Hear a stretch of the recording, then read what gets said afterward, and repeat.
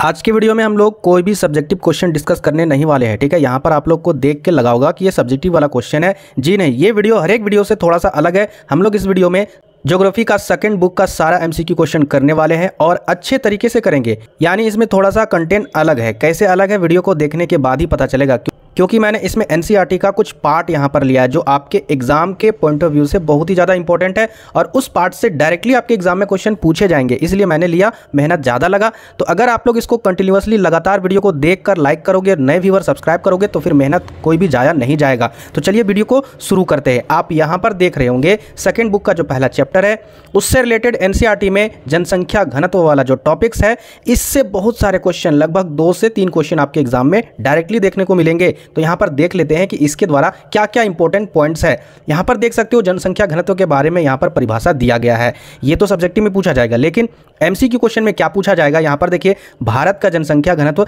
382 व्यक्ति प्रति वर्ग किलोमीटर है। ठीक है, 2011 के जनगणना के अनुसार, जबकि 1951 ईस्वी में जनसंख्या का घनत्व 117 व्यक्ति प्रति वर्ग किलोमीटर से बढ़कर 2011 में 382 व्यक्ति प्रति वर्ग किलोमीटर हो गया था। ठीक है, आगे यहाँ पर देखते हैं नेक्स्ट इंपॉर्टेंट पॉइंट। तो यहाँ पर देखिए, यहाँ पर आपको ये सारे इंपॉर्टेंट पॉइंट्स है, क्योंकि अगर आप इसको छोड़ देते हो तो फिर बहुत बड़ा नुकसान करोगे। अरुणाचल प्रदेश में कम से कम 17 व्यक्ति प्रति वर्ग किलोमीटर है। ठीक है, वहाँ का घनत्व। आगे यहाँ पर देखते हैं दिल्ली का, तो दिल्ली राष्ट्र की राजधानी क्षेत्र है और इसमें तकरीबन 11,297 व्यक्ति प्रति वर्ग किलोमीटर है। इसके बाद देखते हैं भारत के अन्य राज्य, जैसे बिहार में 1102 है, उसके बाद पश्चिम बंगाल में 1029 है, उसके बाद यूपी में यानी उत्तर प्रदेश में 829 है, और इसी तरह आगे भी यहाँ पर दिया हुआ है और भी राज्य के, जैसे कि यहाँ पर देखिए 859 है आपका तमिलनाडु, और नहीं सॉरी ये केरल का है 859, उसके बाद तमिलनाडु का 555 है। इसी प्रकार यहाँ पर और भी पॉइंट्स दिए हुए कि उच्चतर घनत्व पाया जाता है। ये सारे यहाँ पर जो दिया गया ना, ये सारे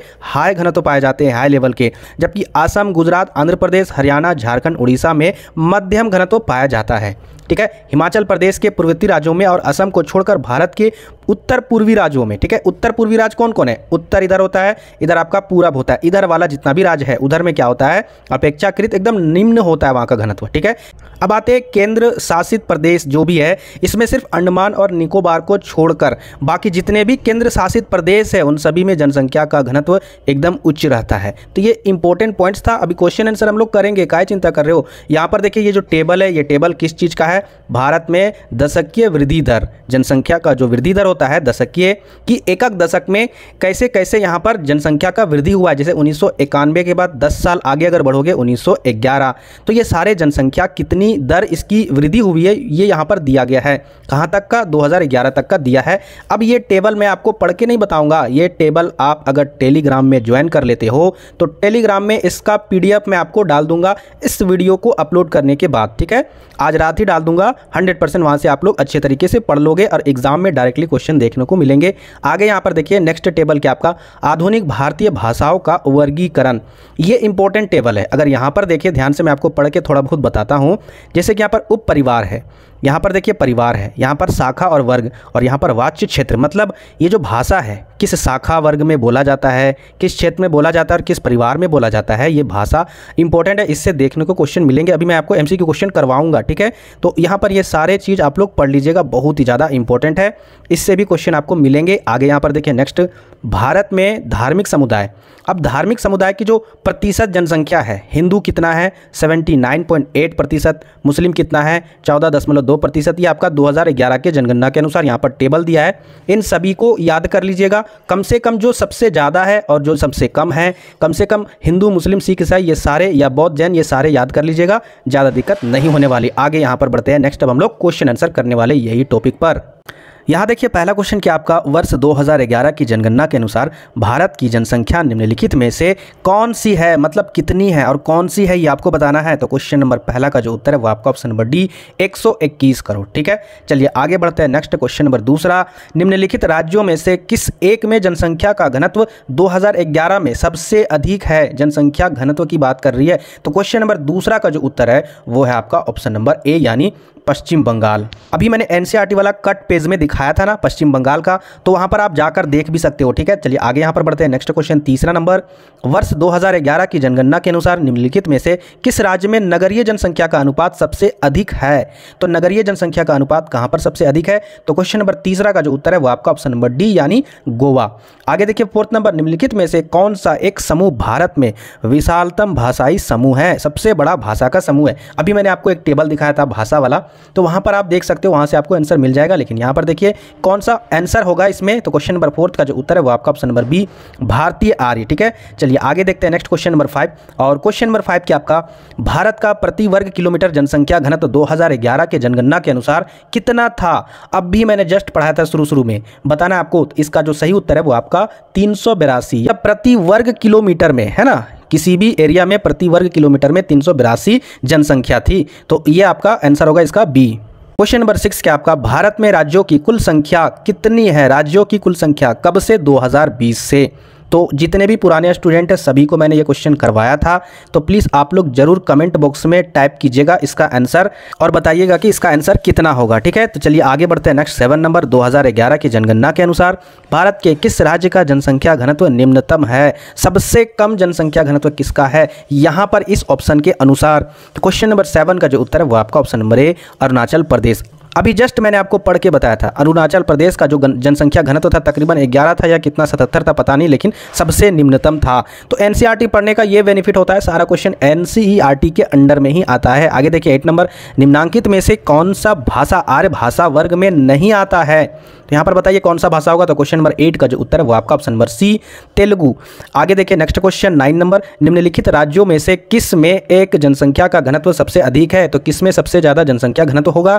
तो क्वेश्चन नंबर 9 का जो उत्तर है वो आपका ऑप्शन नंबर ए। ये क्वेश्चन रिपीट कर गया, वही क्वेश्चन यानी पश्चिम बंगाल वाला क्वेश्चन। आगे बढ़ते हैं नेक्स्ट 10 नंबर, बिहार के लोग किस भाषा परिवार समूह से संबंधित रखते हैं? तो क्वेश्चन नंबर 10 का जो उत्तर है वो आपका ऑप्शन नंबर ए आस्ट्रिक। ठीक है, चलिए आगे यहाँ पर बढ़ते हैं। नेक्स्ट क्वेश्चन 11 नंबर, भारत में पूर्ण जनगणना पहली बार कब हुई थी? क्या पूछा गया है? पूर्ण जनगणना। आपको बताना है इसका उत्तर क्या होगा। तो यहाँ पर देखिए पूर्ण जो जनगणना हुई थी वो आपका पहली बार 1881 में हुआ था।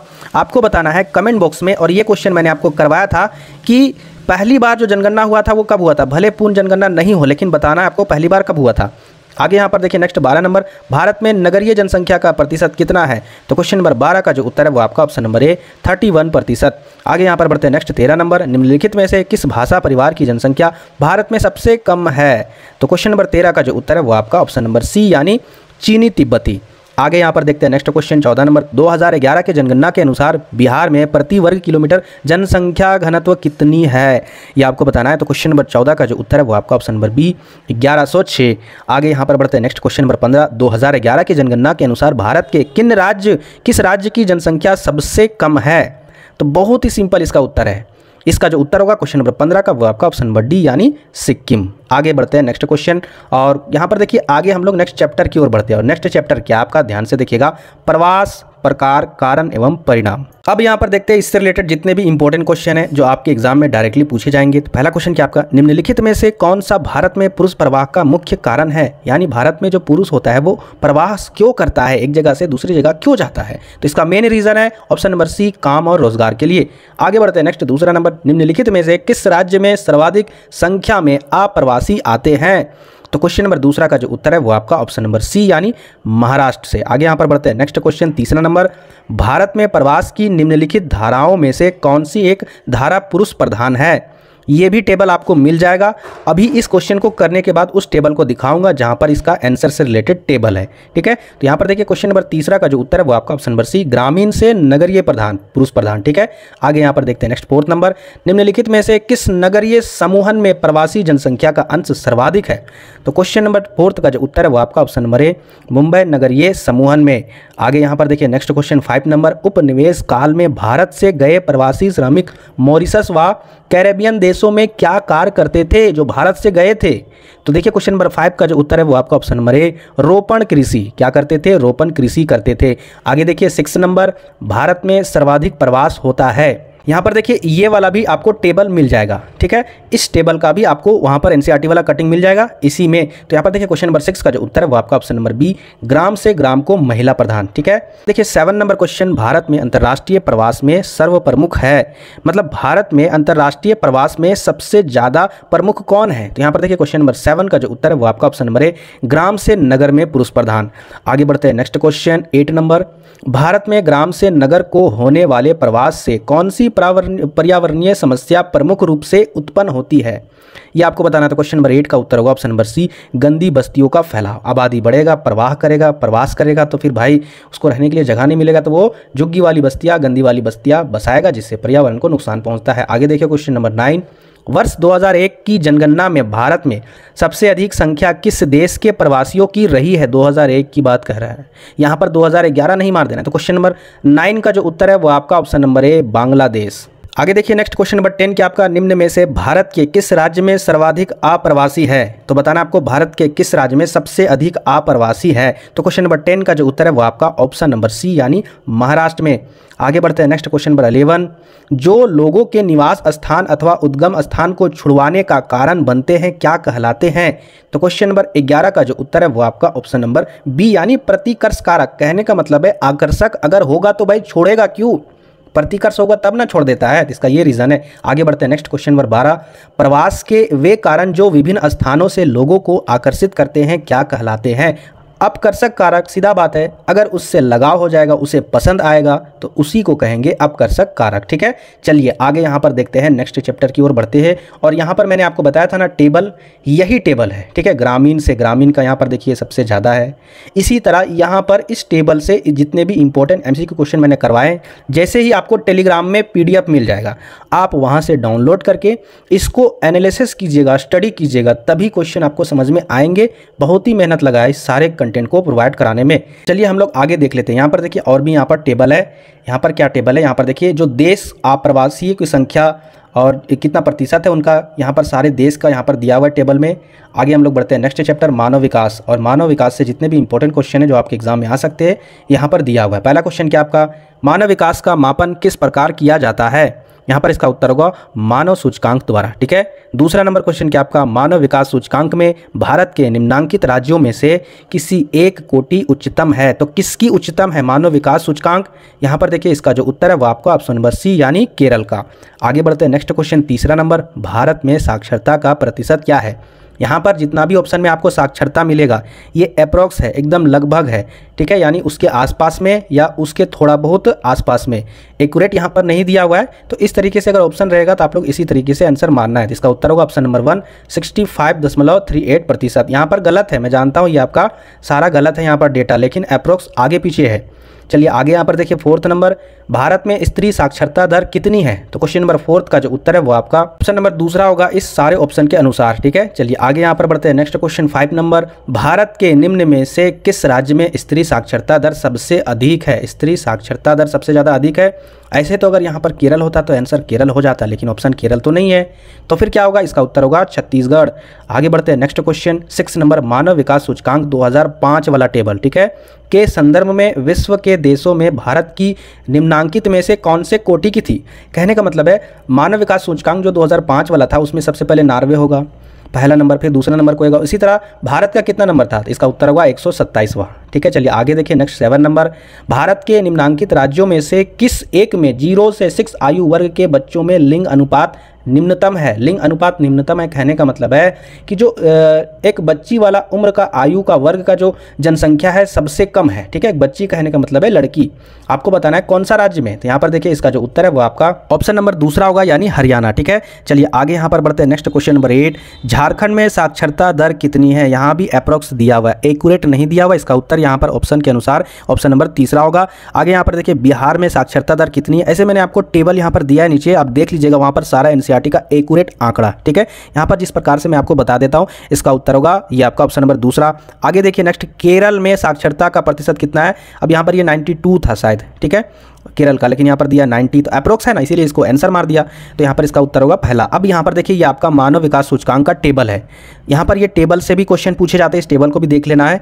और यहाँ पर देखिए ये आपका भारत में गरीबी दर, ठीक है, कितना है सारे राज्य में, वो सारे टेबल में यहाँ पर आंकड़ा दिया हुआ है। इसके बाद आगे बढ़ते हैं, भारत में साक्षरता दर, देखिए यहाँ पर ये साक्षरता दर का टेबल है, इसको 100% देख लीजिएगा कम से कम, इससे क्वेश्चन पूछे जाएंगे, बहुत ज़्यादा जरूरी है। आप इतना देखिएगा इस टेबल में सबसे ऊपर कौन है और सबसे नीचे कौन है, ठीक है, और सबसे ऊपर में 10 और सबसे नीचे में कम से कम 10, इतना अगर याद कर लेते हो तो फिर कोई दिक्कत नहीं होगा। आगे यहाँ पर देखते हैं नेक्स्ट टेबल के आपका ये भी सूचकांक है 2007 से लेकर 2008 का मानव विकास सूचकांक, इस टेबल को भी देख लेना है। आगे यहाँ पर बढ़ते हैं नेक्स्ट चैप्टर मानव बस्तियाँ। अब मानव बस्तियाँ से जितने भी इंपॉर्टेंट क्वेश्चन है उसको कवर करेंगे। पहला क्वेश्चन क्या आपका, अवैध बस्तियों को क्या कहते हैं? तो जो अवैध बस्तियां होता है उसको कहते हैं मलिन बस्तियां, है ना, जो झुग्गी बनाकर रहते हैं।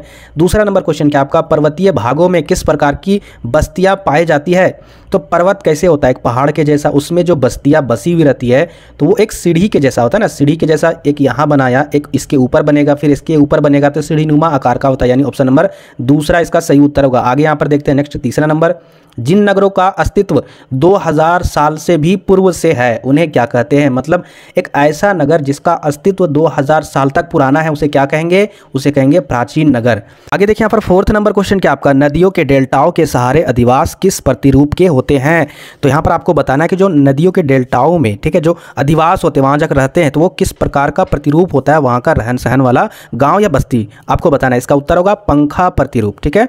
आगे बढ़ते हैं नेक्स्ट क्वेश्चन 5 नंबर, किस झील के चारों ओर बसा गांव, किसी झील के चारों ओर बसा गांव किस प्रतिरूप का आएगा? अब देखिए तकरीबन यहाँ पर 80% को आंसर पता है, लेकिन ऑप्शन देख के वो कंफ्यूज हो रहे हैं, ठीक है। क्यों? क्योंकि जो उत्तर है वो सिंपल लैंग्वेज में नहीं है। हाँ, माना कि सबको पता होगा तो आप लोग कमेंट कर सकते हो, लेकिन यहाँ पर इसका उत्तर होगा ऑप्शन नंबर दूसरा, निहारिकीय। तो ये क्या होता है, ये आपका वृत्तीय आकार का होता है, उसी को इसी वर्ड में बोला गया, दोनों सेम है। हाँ, क्योंकि झील ऐसे होता है, इसके चारों तरफ ऐसे बस्तियां रहती है, वही गोल आकार का होगा ना। आगे बढ़ते हैं नेक्स्ट 6 नंबर क्वेश्चन क्या आपका, निम्न में से किस प्रकार की बस्तियां सड़क, नदी या नहर के किनारे होती है? तो क्वेश्चन नंबर 6 का उत्तर होगा ऑप्शन नंबर 3 यानी रेखीय, क्योंकि सड़क के किनारे ऐसे रहेगा तो ये रेखा के आकार होगा। आगे यहाँ पर देखिए 7 नंबर, निम्नांकित में से कौन सा नगर नदी तट पर अवस्थित नहीं है? इसका उत्तर होगा भोपाल। आगे यहाँ पर बढ़ते हैं नेक्स्ट क्वेश्चन, और नेक्स्ट क्वेश्चन क्या आपका, भिलाई नगर किस वर्ग का है? इसका उत्तर होगा ऑप्शन नंबर तीसरा यानी औद्योगिक। आगे देखिए नेक्स्ट क्वेश्चन, भारत का सबसे बड़ा नगर कौन है? तो इसका उत्तर होगा ऑप्शन नंबर दूसरा यानी दिल्ली, 1 नहीं होगा, ठीक है। यहाँ पर देखिए ये आपका दिल्ली जो है वो आपका किस हिसाब से बड़ा नगर है, वो आपका क्षेत्रफल के दृष्टि से, लेकिन अगर जनसंख्या की अगर दृष्टि से देखा जाए तो यहाँ पर ऑप्शन में से कौन सा होगा, ये आपका मुंबई होगा, ठीक है। आगे यहाँ पर देखते हैं नेक्स्ट 10 नंबर क्वेश्चन, वर्ष 2001 में भारत में नगरीकरण का स्तर कितना प्रतिशत था? 2001 के जनगणना के अनुसार भारत में जो शहरीकरण का स्तर था वो कितना प्रतिशत था? तो क्वेश्चन नंबर 10 का जो उत्तर है वो आपका ऑप्शन नंबर दूसरा यानी 28%। चलिए आगे बढ़ते हैं नेक्स्ट चैप्टर की ओर, और नेक्स्ट चैप्टर क्या आपका, भूमि संसाधन एवं कृषि। यहाँ पर देखिए पहला क्वेश्चन क्या आपका, निम्नलिखित में से कौन सा भूभाग संवर्ग नहीं है? तो कौन सा भूभाग संवर्ग नहीं है आपको बताना है। तो यहाँ पर देखिए एनसीईआरटी वाला पहला पन्ना में ही इसका आंसर दिया हुआ है, अगर आप उसे पढ़िएगा, उसको देखिएगा, आपको डिटेल से पता चल जाएगा। यहाँ पर देखिए पहला का जो उत्तर होगा वो आपका ऑप्शन नंबर बी यानी सीमांत भूमि, लेकिन ये सारे भू उपयोग संवर्ग में आते हैं, ये सारे प्रतिभूमि, नीवल बोया क्षेत्र, कृषि योग्य व्यर्थ भूमि, है ना, ये सारे आते हैं। आगे बढ़ते हैं नेक्स्ट दूसरा नंबर, पिछले 40 वर्षों में वनों का अनुपात बढ़ने का निम्नलिखित में से कौन सा कारण है? वनों का अनुपात किस कारण से बढ़ा है? तो क्वेश्चन नंबर दूसरा का जो उत्तर है वो आपका ऑप्शन नंबर सी, वन बढ़ोतरी हेतु निर्धारित अधिसूचित क्षेत्र में वृद्धि, ठीक है।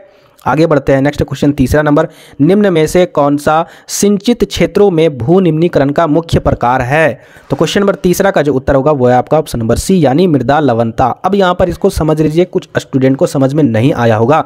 तो यहाँ पर देखिए सिंचित क्षेत्रों मतलब वहाँ पर ज़्यादा सिंचाई की जाती है, जिससे उस जमीन में जो ऊपरी परत में जो ह्यूमस की मात्रा होती है, उसमें उर्वरक शक्ति होती है, वो सारे चीज़ बह जाते हैं और उस कारण से मृदा में लवणता की मात्रा बढ़ जाती है, जिससे वहाँ की उर्वरक शक्ति भी कम हो जाती है, ठीक है। वही चीज़ यहाँ पर पूछा गया है। आगे बढ़ते हैं नेक्स्ट क्वेश्चन 4th नंबर, और 4th नंबर क्वेश्चन क्या आपका, शुष्क कृषि में निम्नलिखित में से कौन सी फसल नहीं बोई जाती है? यहाँ पर पूछा गया है नहीं।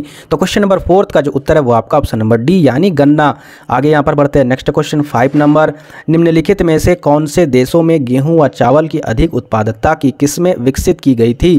तो क्वेश्चन नंबर 5 का जो उत्तर है वो आपका ऑप्शन नंबर सी यानी मैक्सिको तथा फिलीपींस। आगे यहाँ पर बढ़ते हैं नेक्स्ट क्वेश्चन नंबर 6, झूमिंग कृषि की जाती है, मतलब झूम खेती, उसी को यहाँ पर बोला गया झूमिंग। तो बताना आपको की जाती है किस राज्य में? तो क्वेश्चन नंबर 6 का जो उत्तर है वो आपका ऑप्शन नंबर डी असम राज्य में। आगे यहाँ पर देखिए नेक्स्ट क्वेश्चन नंबर 7, निम्नांकित में से कौन सा क्षेत्र धान का कटोरा कहलाता है? तो क्वेश्चन नंबर 7 का जो उत्तर है वो आपका option number A Krishna Godavari delta क्षेत्र। आगे यहाँ पर देखिए नेक्स्ट क्वेश्चन नंबर 8, भारत में सुनहरी क्रांति किससे संबंधित है? तो क्वेश्चन नंबर 8 का जो उत्तर है वो आपका ऑप्शन नंबर सी बागवानी कृषि से। आगे बढ़ते हैं क्वेश्चन नंबर 9, और क्वेश्चन नंबर 9 की आपका निम्नांकित में नगदी फसल है कौन है? तो क्वेश्चन नंबर 9 का जो उत्तर है वो आपका आगे यहाँ पर देखिए नेक्स्ट क्वेश्चन नंबर 10, निम्नांकित यानी निम्नलिखित में से न्यूनतम शस्य गहनता कितनी है? तो यहाँ पर देखिए क्वेश्चन नंबर 10 का जो उत्तर है वो आपका ऑप्शन नंबर सी यानी 100%। ठीक है, चलिए आगे यहाँ पर बढ़ते हैं नेक्स्ट क्वेश्चन नंबर 11, निम्नलिखित में से कौन सा भू उपयोग संवर्ग नहीं है? ये दोबारा क्वेश्चन पूछ दिया, तो इसका उत्तर होगा सीमांत भूमि। आगे यहाँ पर बढ़ते हैं नेक्स्ट क्वेश्चन नंबर 12, निम्नलिखित में कौन एक व्यापारिक फसल नहीं है? व्यापारिक फसल नहीं है। ठीक है, तो क्वेश्चन नंबर 12 का जो उत्तर है वो आपका ऑप्शन नंबर सी यानी गेहूं। आगे यहाँ पर बढ़ते हैं नेक्स्ट क्वेश्चन नंबर 13, निम्न में से कौन सबसे महत्वपूर्ण जूट उत्पादक क्षेत्र है? तो क्वेश्चन नंबर 13 का जो उत्तर है वो आपका option number C Ganga delta. आगे यहाँ पर बढ़ते हैं नेक्स्ट 14 नंबर, भारत में चावल का सबसे बड़े उत्पादक राज्य कौन से हैं? तो क्वेश्चन नंबर 14 का जो उत्तर है वो आपका ऑप्शन नंबर सी पश्चिम बंगाल। आगे देखिए क्वेश्चन नंबर 15 के आपका गेहूं की खेती के लिए आदर्श तापमान कितना होना चाहिए? तो क्वेश्चन नंबर 15 का जो उत्तर है वो आपका option number B 10 degree Celsius से 20 डिग्री सेल्सियस के बीच में। आगे देखिए 16 नंबर क्वेश्चन के आपका खरीफ फसल की कृषि ऋतु क्या है? कहने का मतलब है जो खरीफ फसल है वह कृषि किस ऋतु से संबंधित है आपको बताना है। तो क्वेश्चन नंबर 16 का जो उत्तर होगा वो आपका ऑप्शन नंबर डी यानी जून से सितंबर। खरीफ फसल कहने का मतलब होता क्या है? जिस फसल को वर्षा ऋतु में बोया जाता है मानसूनी मौसम में। ठीक है, यहाँ पर आपको कटिंग मिलेगा एनसीईआरटी में, आप वहाँ पर देख सकते हो खरीफ फसल, रबी फसल, जायद फसल कौन कौन से उदाहरण है। आगे यहाँ पर देखिए नेक्स्ट क्वेश्चन 17 नंबर, रबी फसल पैदा होती है किस ऋतु में? तो यहाँ पर इसका उत्तर होगा ऑप्शन नंबर ए शीत ऋतु में। ठीक है, यानी क्वेश्चन 17 का जो उत्तर होगा वो आपका ऑप्शन नंबर ए। आगे यहाँ पर बढ़ते हैं नेक्स्ट क्वेश्चन 18 नंबर, निम्न में से कौन सा फसल एक पेय फसल है? बहुत सिंपल है और इंपॉर्टेंट भी बहुत है, क्योंकि ऐसे क्वेश्चन पूछते हैं आपके एग्जाम में। क्वेश्चन नंबर 18 का उत्तर क्या होगा? ऑप्शन नंबर बी पीने वाला फसल चाय है। आगे देखिए नेक्स्ट, चॉकलेट में कौन सा पदार्थ उपयोग होता है? बहुत ही सिंपल है। क्वेश्चन नंबर 19 का जो उत्तर है वो आपका ऑप्शन नंबर बी कोको। आगे यहाँ पर बढ़ते हैं नेक्स्ट क्वेश्चन 20 नंबर, भारत में गेहूं उत्पादक में अग्रणी राज्य कौन है? मतलब गेहूं उत्पादक करने में सबसे आगे कौन है? तो यहाँ पर देखिए क्वेश्चन नंबर 20 का जो उत्तर है वो आपका ऑप्शन नंबर डी यानी यूपी उत्तर प्रदेश। आगे देखिए नेक्स्ट 21 नंबर, हरित क्रांति संबंधित है किससे है? हरित क्रांति आपका खाद्यान्न उत्पादन से संबंधित था। आगे यहाँ पर बढ़ते हैं नेक्स्ट क्वेश्चन 22 नंबर, निम्नलिखित में से कौन पेय फसल है? इसका उत्तर होगा चाय और कॉफ़ी दोनों, यानी ऑप्शन नंबर सी। आगे यहाँ पर देखिए नेक्स्ट क्वेश्चन 23 नंबर, निम्नलिखित में से कौन बागानी फसल नहीं है? तो क्वेश्चन नंबर 23 का जो उत्तर है वो आपका ऑप्शन नंबर डी यानी मक्का। बाकी ये सारे बागानी फसल है। आगे यहाँ पर देखते हैं नेक्स्ट 24 नंबर, भारत के किन दो युग्म राज्यों में गेहूं की प्रति हेक्टेयर उत्पादकता उच्चतम है? तो क्वेश्चन नंबर 24 का जो उत्तर है वो आपका ऑप्शन नंबर बी यानी पंजाब हरियाणा का। आगे देखिए नेक्स्ट क्वेश्चन 25 नंबर क्वेश्चन क्या आपका, निम्नलिखित में से कौन भारतीय कृषि की समस्या है? तो भारतीय किसानों के लिए निम्न उत्पादकता मतलब अगर वो खेती करते हैं तो कभी ज़्यादा उत्पादन होता है कभी कम, ये तो समस्या है। विखंडित जोत, जी हाँ ये भी समस्या है। अनियमित मानसून, ये भी समस्या है, यानी उपरोक्त में से सभी इसका उत्तर होगा। आगे देखिए 26 नंबर, निम्नलिखित राज्यों में से कौन कपास उत्पादक नहीं है? तो क्वेश्चन नंबर 26 का जो उत्तर है वो आपका ऑप्शन नंबर डी छत्तीसगढ़। आगे यहाँ पर बढ़ते हैं नेक्स्ट क्वेश्चन 27 नंबर, निम्नलिखित में से कौन सी खाद्य फसल है? तो यहाँ पर आपको बताना है कौन सी खाद्य फसल है। यहाँ पर इसका उत्तर होगा ऑप्शन नंबर सी यानी मक्का। आगे यहाँ पर बढ़ते हैं नेक्स्ट क्वेश्चन नंबर 28, और क्वेश्चन नंबर 28 क्या आपका, निम्नलिखित में से कौन सी रोपण फसल नहीं है? तो क्वेश्चन नंबर 28 का जो उत्तर है वो आपका ऑप्शन नंबर बी यानी गेहूँ। आगे बढ़ते हैं नेक्स्ट क्वेश्चन नंबर 29 के आपका, निम्नलिखित में से कौन रेशेदार फसल है? रेशा जिससे निकलता है वही रेशेदार फसल होगा, जिससे धागा बनता है। इसका उत्तर होगा ऑप्शन नंबर डी यानी कपास।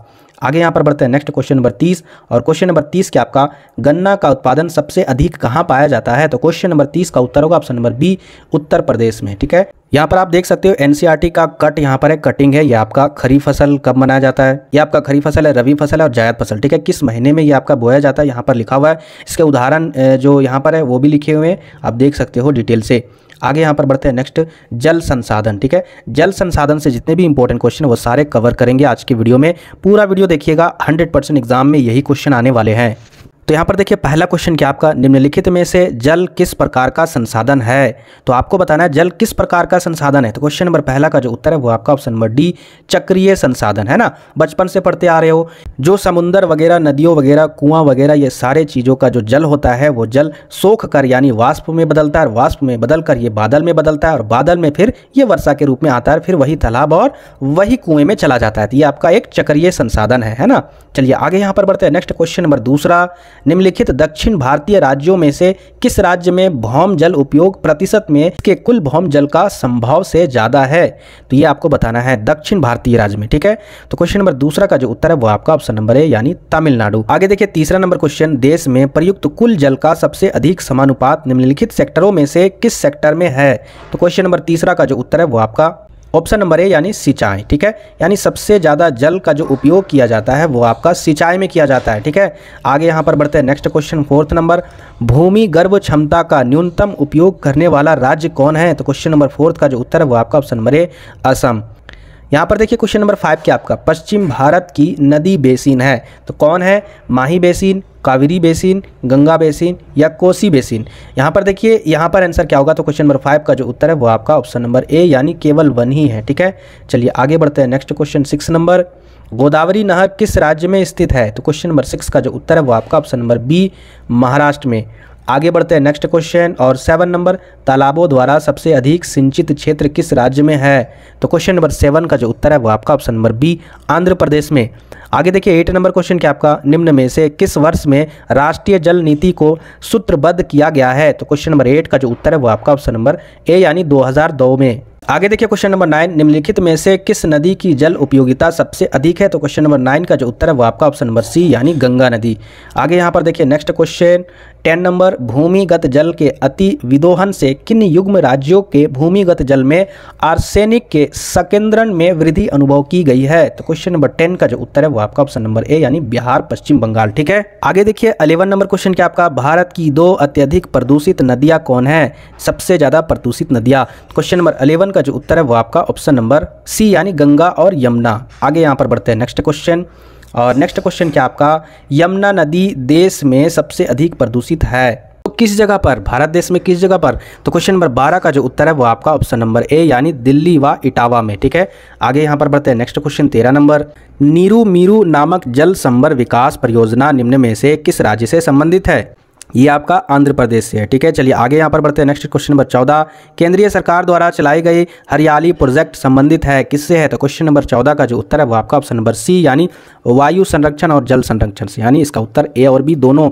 आगे देखिए 15 नंबर, उत्तर भारत में सिंचाई के मुख्य स्रोत क्या है। तो क्वेश्चन नंबर 15 का जो उत्तर है वो आपका ऑप्शन नंबर सी यानी नलकूप, ठीक है। आगे देखिए क्वेश्चन नंबर 16 क्या आपका, निम्नलिखित में से कौन सबसे छोटी है। मैंने ये क्वेश्चन आपको कई बार करवाया, क्वेश्चन बैंक वाला सीरीज में भी करवाया और भी क्वेश्चन आंसर में करवाया। इसका भी जवाब आप लोग कमेंट बॉक्स में पुराने स्टूडेंट कम से कम जरूर दीजिएगा, ठीक है।